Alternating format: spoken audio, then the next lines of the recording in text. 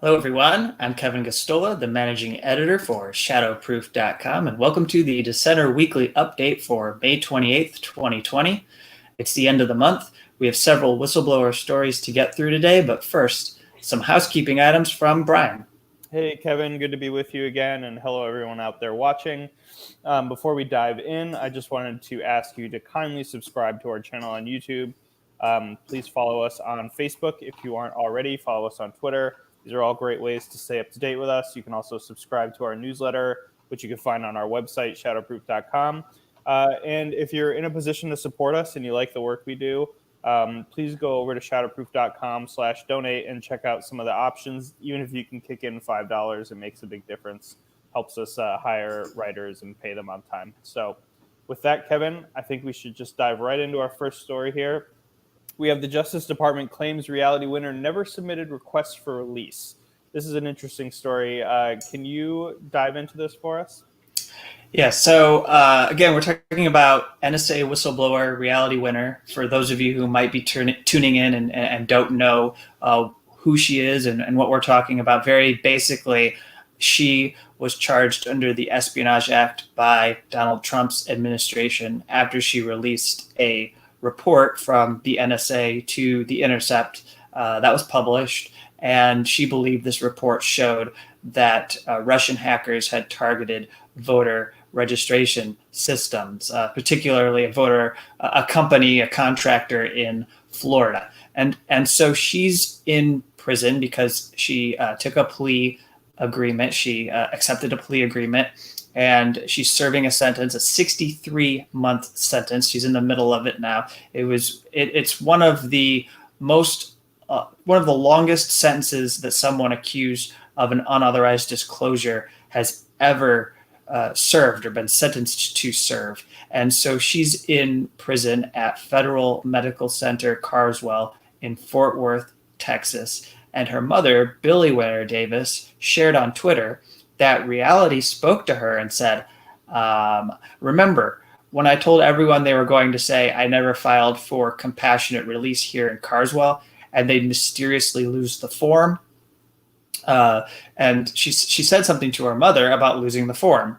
And her mom says, I admit I didn't believe her then. I do now. And in fact, what we find out from the appeal that is unfolding, because Reality Winner submitted a request for release in order to prevent her from getting the coronavirus, since she has health conditions that make her vulnerable, including a history of respiratory illness.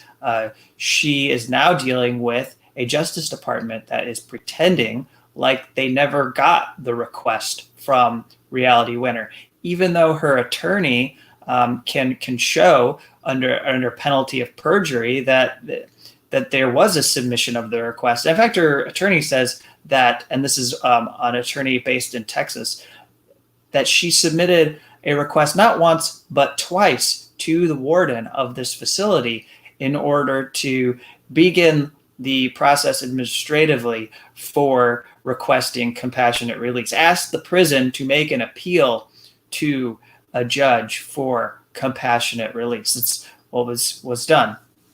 And so if you go through here, and we have this story to a full breakdown of what the government is arguing and then the rebuttal from Reality Winner's attorneys, what you see is that they are essentially acting like there's no documentation of it whatsoever. They're bureaucratically attempting to thwart her ability to get out of prison when we know that there are numerous cases happening within the walls of facilities throughout the United States. We know that Bureau of Prisons is systematically undercounting the amount of coronavirus infections that are in these prisons. We know that there's a 70% rate of confirmation that people have the coronavirus when tests are given to prisoners in these facilities. And that means if someone in a facility even chooses to give a test, because it's hard for prisoners to convince these authority figures that they deserve a test, but if they convince someone to provide a test, then after they're tested, 7 out of 10 people are coming back as having the coronavirus. So that tells me that there's a lot of coronavirus in the federal prison system that is going undocumented, and I believe it's intentional. And so they're saying that Winner alleged, without documentary support, that on April 8th, 2020, she submitted a written request to the warden of FMC Carswell in Fort Worth, Texas, asking that he petition the Bureau of Prisons for a reduction of her sentence. But only in her reply brief did Winner attempt to provide evidence showing she actually submitted a request. They insist that they talked to the Bureau of Prisons, and the Bureau of Prisons is like, we never received a request. And the government continues, none of the documents, though, were Winner's actual request or detailed what the basis of the request was. This is important because the date, as well as the content of the request, determines whether the defendant has appropriately exhausted her administrative remedies prior to filing in district court. I mean, in so many words, what it essentially amounts to is death by bureaucracy. They are not willing to allow her to press on with her appeal and challenge. She's claiming she has an avenue for compassionate release and that the Justice Department could allow her to be released into home confinement with her family. The judge in the district court, it's important to understand, actually violated process, it would seem, because he didn't even allow Reality Winner to have a hearing where evidence related to her medical condition was put on the record in a court. And he didn't review medical records. He didn't question or try to verify whether the Bureau of Prisons actually had a good procedure or a response plan in place at Federal Medical Center Carswell. He took them at their word and proceeded to deny Reality Winner's request for release. And so then that's why they appealed.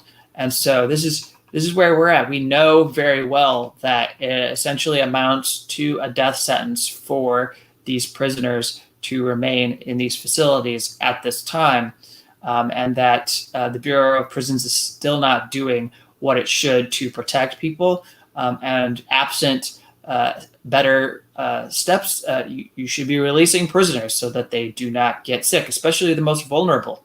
The Supreme Court actually denied an appeal that was brought forward that related to a facility in Ohio where there was a huge outbreak, and there are hundreds of prisoners that are eligible for release that a judge has ordered the Justice Department to basically look at releasing, and now they're going to have to go forward and look at those prisoners that are eligible. And I believe that Reality Winner, along with hundreds of other prisoners in the country, should probably be moved for release, especially when you look at the kind of crimes that we're talking about here. I just don't think that there's any justification for someone, especially when you're almost done with half of your sentence. I think maybe that's a better criteria to apply for these people who are more than halfway through their sentence. And it's not going to be long before she's released. We're looking at a year, maybe year and a half, that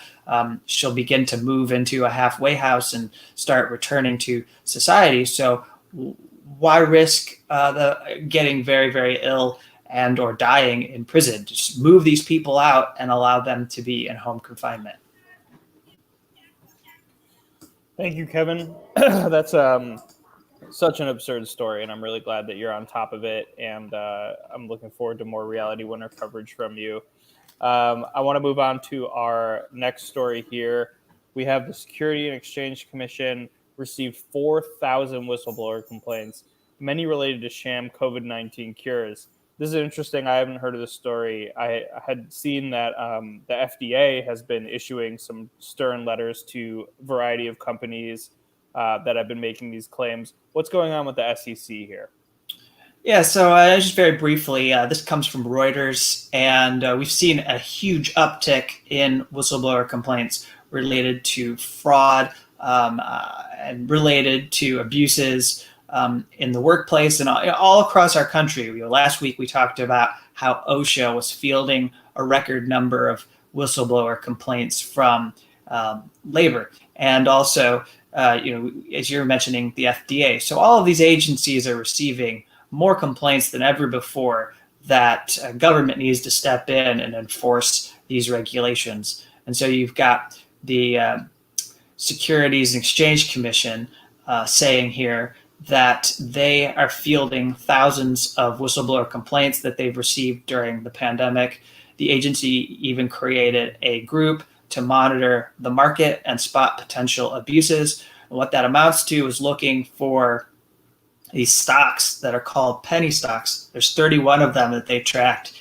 And these are companies that claim that they are involved in working on COVID-19 cures, or they have tests, or they have treatments, or they have medical supplies that they're going to be providing to respond to the pandemic. And then it turns out that they're really not quite what they seem. There are two companies mentioned in this Reuters report, Applied Biosciences Corp.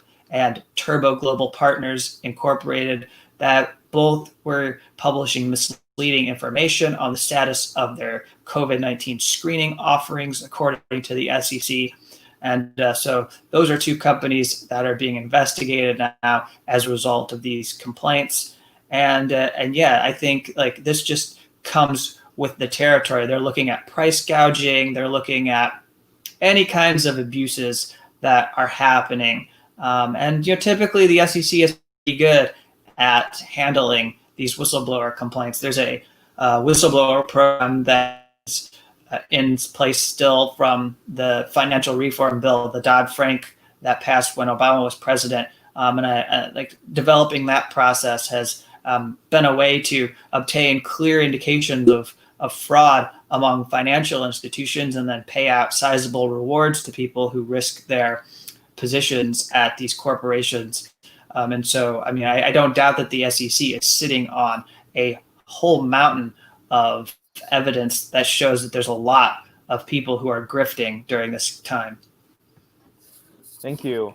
I want to turn us next to Orlando, where a very gross story here that you found. The Orlando wastewater treatment facility spewed millions of gallons of sewage, not only onto wetlands, but city streets as well. Can't be good. What is the story here, Kevin? Yes, so this comes from a very good group that I like to periodically highlight, Public Employees for Environmental Responsibility, just because they have a connection to employees that are working for environmental protection agencies on the state and federal level, and they're giving them anonymous ways in order to speak out about the way in which government isn't protecting the environment, isn't enforcing environmental regulations. And so they put together a report specifically looking at this Orlando wastewater treatment facility, a major facility, and how authorities in Florida are not enforcing regulations to protect communities from massive pollution. And so this report that comes out, by the way, this review started back in 2014, and they say that during the past 5 years, this is from the report, Orlando's major wastewater treatment facility has been responsible for nearly 200 sewage overflows, spewing 3.4 million gallons into both local surface waters and wetlands, but also onto city streets. In addition to spills of raw, untreated sewage, the facility routinely violates its treatment permit limits, discharging large amounts of excess pollutants that feed the algal blooms plaguing Florida's water. So we're talking about algae. Besides the damage to the environment, the sewage spills pose a human health risk, as mounting evidence shows that the COVID-19 virus persists in human waste. These risks are magnified by tropical systems, including hurricanes, which have become more intense with climate change. Anytime that a tropical system would come through this area, it'll pick up that wastewater and then spread it around that community, because it has run off into those areas. And that's what happened when you have the torrential storms and the winds, and it moves everything gets moved around. Another part of the warning, the environmental warnings in this report, you have they write, the Orlando facility has had multiple effluent violations of total nitrogen and total phosphorus over the years. TN and TP are major contributors to nutrient overloading in Florida's water bodies. These nutrients are largely responsible for Florida's algal blooms, which can produce extremely dangerous toxins that could sicken or kill people and animals, create dead zones in the water, raise treatment costs for drinking water, and hurt industries that depend on clean water. So you have what you've seen as a result of climate change is these algal blooms and dead zones. But in effect, while that might be naturally occurring to some degree, you have this wastewater treatment plant that is actually destroying these wetland areas and destroying these water zones. So this Orlando facility was subject to a consent order in December 2014, was directed to make improvements, and those include civil penalties. And as this report points out, normally you might see a facility get better and they might improve and do a better job of maintaining their sewage, but in fact, it seems like it has gotten worse, or the negligence continues, and simply put, from the governor of Florida on down, there simply isn't any enforcement against this facility for the millions of gallons of sewage that continues to pollute Florida's communities. Very disturbing. Thank you, Kevin. I want to move to our last story here, just to kind of accolade I know that you're always after. Julian Assange, his hearing will renew attention to COVID-19 risks to his health. What do you want to talk about here? Yeah, so next week there will be another hearing in his case. It's a case management hearing for WikiLeaks founder Julian Assange, and the Don't Extradite Assange campaign is saying that it is going to primarily focus on the COVID-19 risks to his health currently. These management hearings are essentially ways for the court to get proof of life, to know that Assange is still actually alive in his incarceration at Belmarsh's maximum security prison, but also it's an opportunity for his defense team to bring up any issues with the court that they may want to. And the Don't Extradite Assange campaign says that on doctor's advice, Assange has not participated in the last two procedural hearings because moving through the prison to use the communal video room would put him at even greater risk of contracting the virus. So not believing that the prison is doing a good enough job of containing the virus, that the transparency is at best underwhelming. They've been taking precautionary measures, and that means talking less with lawyers. His lawyers say that they've had very, very minimal chances to talk with him over the last few months. He has an underlying lung condition, which makes him especially vulnerable to COVID-19. Refreshing your memory, we already saw his legal team request release or apply for bail or a reconsideration of bail, and the magistrate court judge denied that earlier on during the pandemic. We saw earlier in the week on 26th that the Ministry of Justice is quote unquote providing a more robust way of coronavirus cases. And so what happened, the number of states who are testing positive jumped 163 to 873 in a week. And these are cases that are recorded. It's not that there's 873 active cases, but it's alarming that in the adjustment to the way they're keeping data, you saw a jump of more than 300 in this number, which doesn't give you much confidence that they're actually protecting prisoners. And that was staff. We're talking about staff there. What about the prisoners? How do the numbers change as far as prisoners go in these facilities? And I don't think even in the UK, we talk about the US and how prisoners haven't been released. In the UK, they've also resisted releasing people, even though organizations have advocated for people to be released. It doesn't seem like you've seen the kind of massive release of prisoners that could happen in order to protect lives. So the editor-in-chief Kristen Harafson says the court seems to be chaotic. Julian could not attend the last hearing, even by video link, because of health concerns. No lawyer was in court because of the lockdown, and most journalists couldn't join the conference call to listen to proceedings because of a follow-up in the court's technical facilities. Justice has to be seen to be done. It wasn't. This is a problem because right now, when you have limited ability to accommodate people and bring journalists into the courtroom, they have offered a line that you can call in and you can get on. If you're a journalist, it was made available to me. You can call in. Unfortunately, for people in the United States, it means being up at like 3 a.m. in the morning to call in and hear a brief hearing that's going to take maybe 15 or 20 minutes. But say you wanted to call in, it's near impossible to hear what is going on. There are people coming and going. It announces that people are joining the conference call and disrupts. But then the lawyers aren't in the room, so you have them patched into the conference call.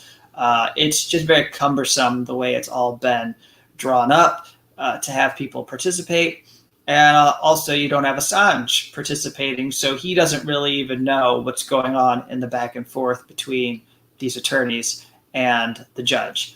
So you can hardly say that this is due process. And my fear is that this could be the way things might go in September if they're going to.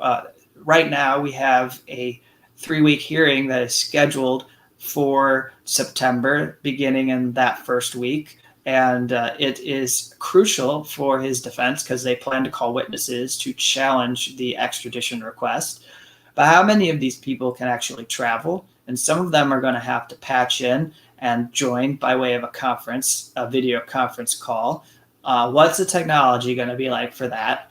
Are the press going to be able to follow along? Will Julian Assange even be able to understand? They're going to still have him in that glass box at the back of the courtroom. And so there are a lot of questions here. And I think if anybody cares about due process and press freedom, that there are many questions that should be asked about what this court plans to do with Julian Assange's hearing coming in September. Thank you, Kevin. I know that you will continue to stay on this story, so thank you very much. That's it for our show this week. Do you have any final thoughts that you want to share with folks before we say goodbye? Well, yeah, I mean, we had a short week. There was a 3-day weekend, and we didn't really have anything new this week, but I encourage you all to stay tuned to Shadowproof because we have 3 or 4 stories coming down the pipeline here that come from journalists that we're working with for the first time, and we're excited to be able to share those stories with you, just like we were excited to share the stories that we put up last week. They cover some pressing issues, and again, we're trying to kind of fill a gap here because there are a lot of journalists out there that are feeling the pressure from 30,000 or more jobs being lost in the journalism industry in the past months. They're feeling the pressure of these outlets that are saying no to them or are more reluctant to accept their pitches. They're applying a harsher discretion, and they have stricter guidelines when it comes to whether they're going to agree to take a story or not. They're interested in clicks, and what's going to mean for the number of people on their pages is of more interest to them than ever before, because they have to make sure that they're bringing in the revenue and all these other considerations. And so we're trying to fill this gap and offer something to some of these journalists out there that are struggling, and hopefully keep their name out there, keep these other organizations knowing that they're doing work so that maybe they can land somewhere and get steady jobs if they were laid off. We've done that in the past. We've been places. We've been a place that journalists can come to do some work in between and then land somewhere permanent. I mean, we have a journalist who got a permanent spot working for The Appeal, who did some work with us for a little while on the way in between jobs. And so it's nice. I think Shadowproof here, we fill a nice niche. We're a small outlet. by no means have the capacity to do what some of the more impactful media organizations do. But at the same time, we're able to, with minimal amount of resources, have a great effect on people and get stories out there.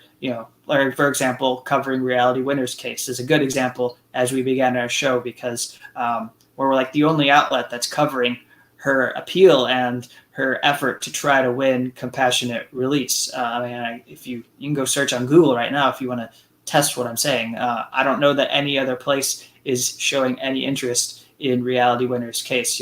But you'll find it here at Shadowproof. What happens, and when it's denied or if she wins, will be a place that you can come to figure out what's happening with Reality Winner's case. And I think that's true for some other stories that we track on a regular basis. So I thank you for tuning into this week's show. And I'll echo what Brian said. If you think you can throw in a couple dollars to help sustain us, we would really appreciate it.